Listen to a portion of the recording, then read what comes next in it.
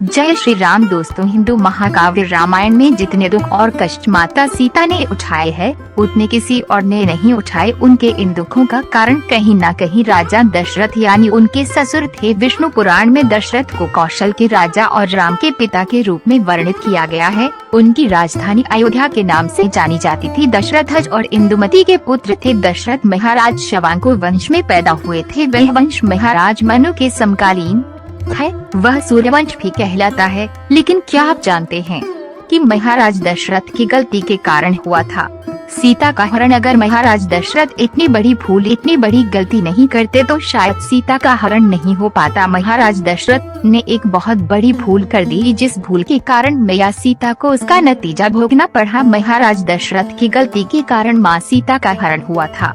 मैया सीता को इतने कष्ट झेलने पड़े, इसके पीछे कारण था सिर्फ महाराज दशरथ जो उनके ससुर थे। आज हम आप लोगों के सामने एक ऐसी अलौकिक कहानी लेकर के आए हैं।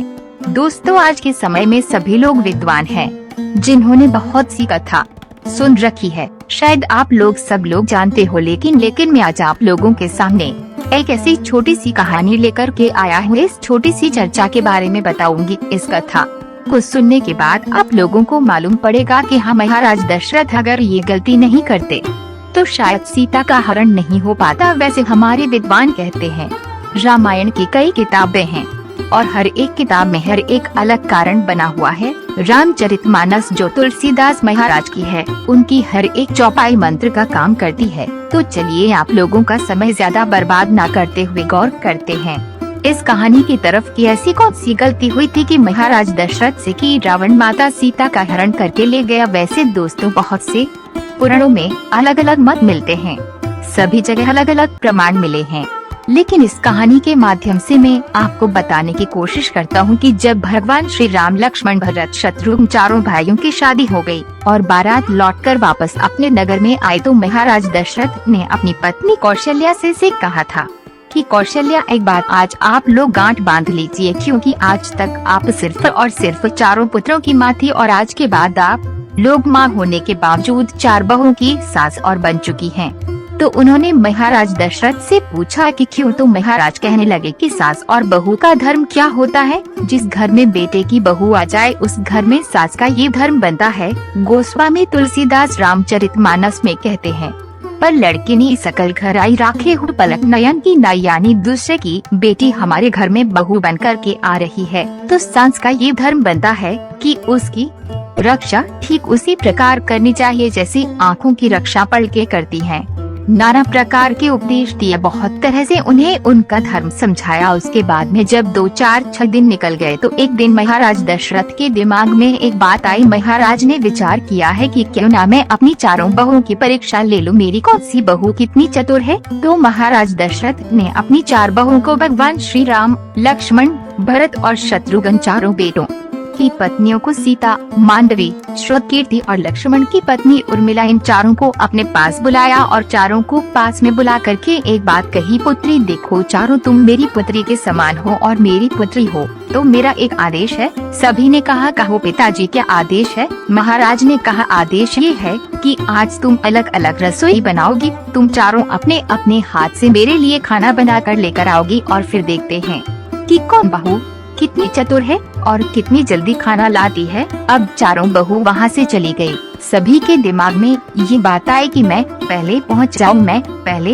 जाऊँ। चारों के दिमाग में एक ही बात आई और उन सभी ने भोजन बनना शुरू कर दिया। 56 प्रकार के व्यंजन बनाकर तैयार किए। तो सबसे पहले भरत की पत्नी, जिसका नाम था मांडवी, वो खाना लेकर चली। उन्होंने बहुत अच्छे से थाली को सजा लिया। थाली में तरह तरह के पकवान रखे और ले जाकर थाली महाराज के सामने रख दी। जिस चौके पर महाराज दशरथ बैठे हुए थे वहीं उन्होंने थाली ले जाकर रख दी और कहा, पिताजी भोजन करिए। लेकिन मांडवी एक चीज भूल गई कि खाना खाने वाले को खाना देने से पहले पानी भी पिया जाता है। महाराज दशरथ ने देखा कि ये भरत की पत्नी आई है, चलो कोई बात नहीं, अभी छोटी है, नादान है, शायद कल जाए। महाराज दशरथ ने मांडवी के हाथ से भोजन की थाली ले ली और वहीं पर रख ली और बोले, पुत्री आप जाओ, हम थोड़ी देर में खा लेंगे फिर दोस्तों। तब तक लक्ष्मण की पत्नी उर्मिला चली आई। उन्होंने भी बहुत जल्दी में भोजन बनाया था।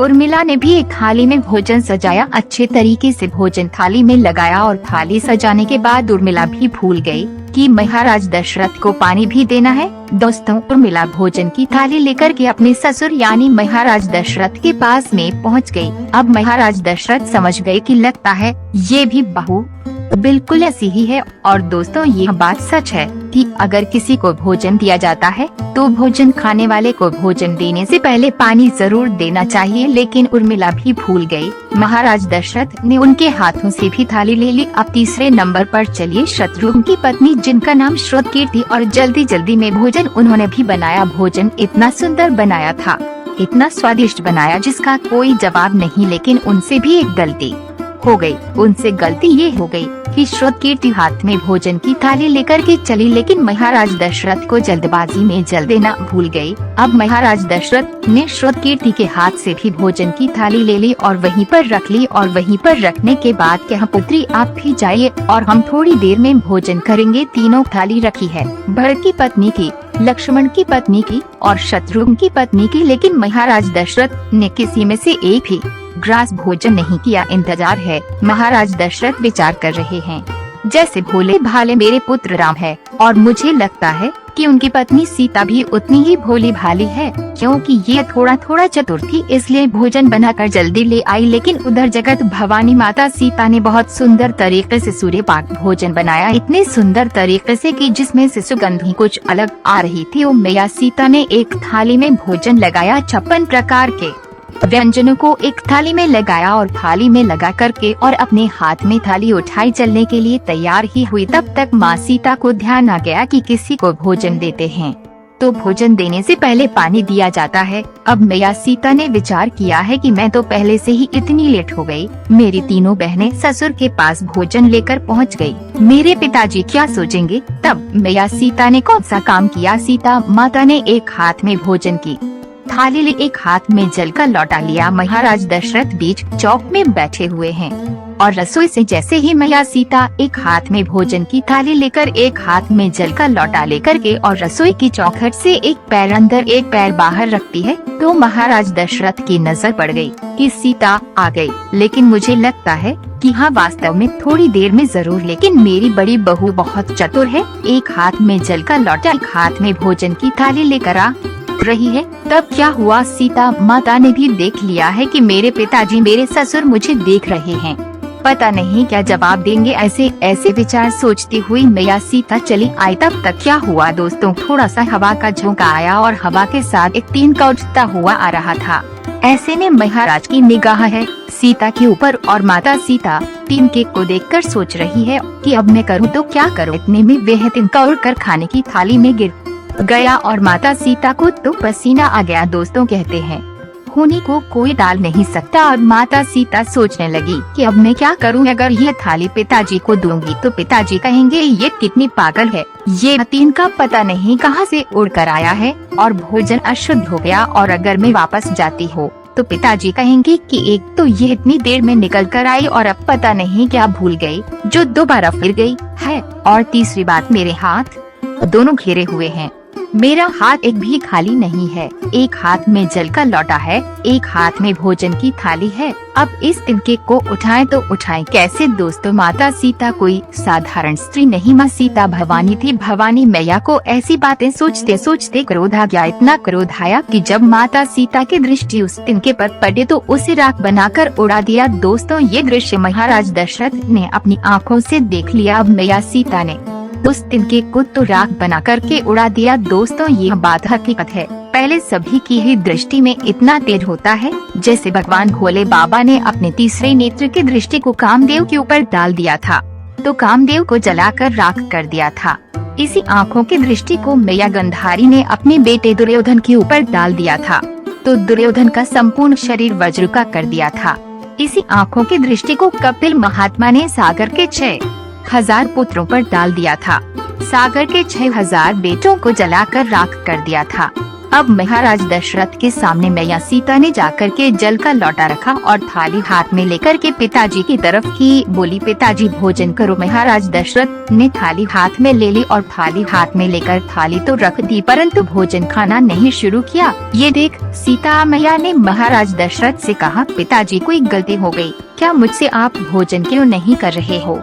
तो महाराज दशरथ ने कहा, पुत्री सीता मैं तुम्हारे हाथ का भोजन तब तक नहीं करूंगा जब तक तुम मुझे एक वचन नहीं दोगी। महाराज दशरथ की बात सुनकर के मैया सीता ने विचार किया, आखिर वह मेरे ससुर हैं, मेरे पिता समान है, पता नहीं क्या मांगेंगे। माता सीता ने कहा, आप जो कहेंगे वह वचन दे दूंगी, लेकिन आप भोजन कीजिए। दशरथ महाराज ने कहा, पुत्री तेरे हाथ का भोजन तो कर लूंगा, लेकिन मैं ये वचन लेना चाहता हूँ कि तू आज इसी समय मेरे सामने खड़े होकर के प्रतिज्ञा कर। सीता माता ने पूछा, कौन सी प्रतिज्ञा? दशरथ महाराज बोले, अभी मैंने अपनी आँखों से देखा था, भोजन की थाली में एक तिनका गिरा था और उस तिनके पर तुमने अपनी दृष्टि डाली कि उस तिनके को तुमने अपनी दृष्टि से भस्म कर दिया। तो आज तू मुझे वचन दे कि तू आज के बाद कभी किसी के ऊपर अपनी ये आँखों की दृष्टि नहीं डालेगी। मैया सीता उसी समय पर अपने ससुर महाराज दशरथ को ये वचन देती हैं कि पिताजी आप चिंता ना करिएगा, अगर आप पैसा ही सोचते हैं तो मैं ये वचन देती हूँ कि आज के बाद कभी भी जीवन में इन आँखों की दृष्टि को किसी के ऊपर नहीं डालूंगी। अच्छा सवाल आता है कि महाराज दशरथ ने ये वचन लिया क्यों? महाराज दशरथ समझते थे कि मेरे सबसे बड़े पुत्र राम हैं, वह बहुत सुशील सज्जन स्वभाव के हैं, तो अगर किसी दिन पति पत्नी में अनबन हो गई, सीता को क्रोध आ गया, क्रोध में आकर के आँखों की दृष्टि को अगर मेरे पुत्र के ऊपर डाल दे तो मेरे 3 ही पुत्र रह जाएंगे। तो दोस्तों राजा दशरथ ने सपने भी नहीं सोचा था कि उनकी कुलवधु जो भविष्य में अयोध्या की महारानी बनने वाली थी, उस पर कभी कोई दुष्ट भी बुरी दृष्टि डाल सकता था। परंतु यदि सीता मैया ने ये वचन नहीं दिया होता तो रावण जब उसका हरण करने आया था तभी सीता मैया उसको भस्म कर देती। इसीलिए जिस समय मैया सीता लंका में थी रावण के यहाँ, तो जब रावण सीता को धमका रहा होता था तलवार लेकर के वह कहता था कि एक बार मेरी तरफ देख, तो मैया सीता एक तिनके की तरफ देखकर सोचती है कि अरे तिनके, अगर उस दिन टुबेरी ना हुआ होता, मेरे पिता समान ससुर मुझसे ये वचन नहीं लेते, तो शायद आज ये रावण मुझे धमका नहीं। तो दोस्तों मेरी समझ में महाराज दशरथ की इसी गलती के कारण सीता जी रावण की कैद से खुद को मुक्त नहीं करवा सकती थी। दोस्तों आप लोगों से आशा करता हूँ अगर आप मेरी बात से सहमत हैं तो कमेंट सेक्शन में जय श्री राम जरूर लिखना, और शायद आप लोगों के दिमाग में कोई बात हो तो उसे आप कमेंट में जरूर लिख करके मुझे बताना। वीडियो को लाइक करें, शेयर करें और चैनल को